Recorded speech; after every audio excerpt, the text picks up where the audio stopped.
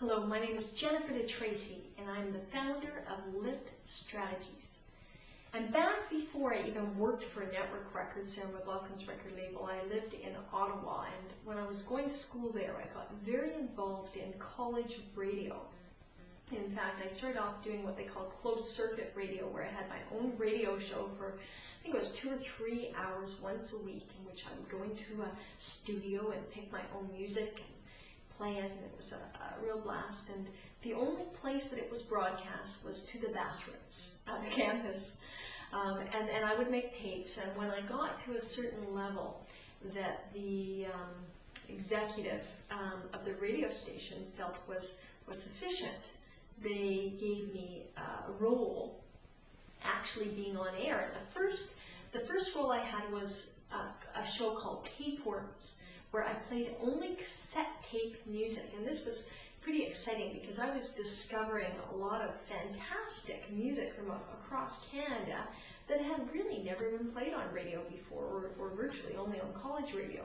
So that was a lot of fun.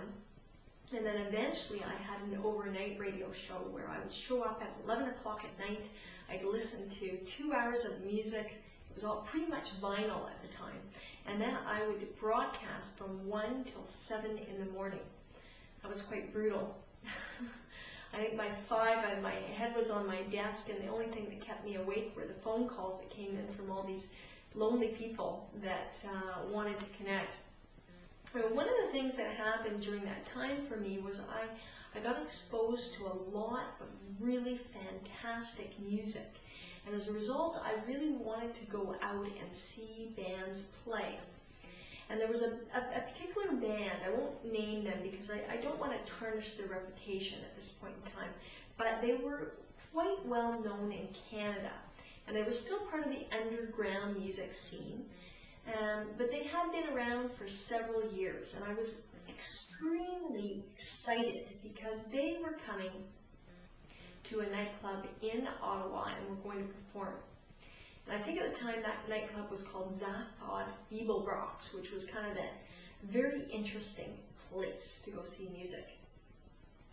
And it was on a snowy night. I think the weather was really crummy. So the turnout to the show was not good. I would say that probably there might have been a maximum of 30 people in the audience. So not what this band expected, because I'm sure that at that level that they were at that point in their career, they're probably getting usually 100, 150, 200, 300 people out to their shows. But instead of them extending themselves to the people that were there, because those were the die-hard fans. We were the hardcore people. We made it out in that crappy weather to see this band play. And they had so much attitude and negativity during the show that after that show was over, I vowed that I would never see them again. No matter how much I liked their music, the attitude that they had for me as the person showing up to their show in crappy weather really negated everything.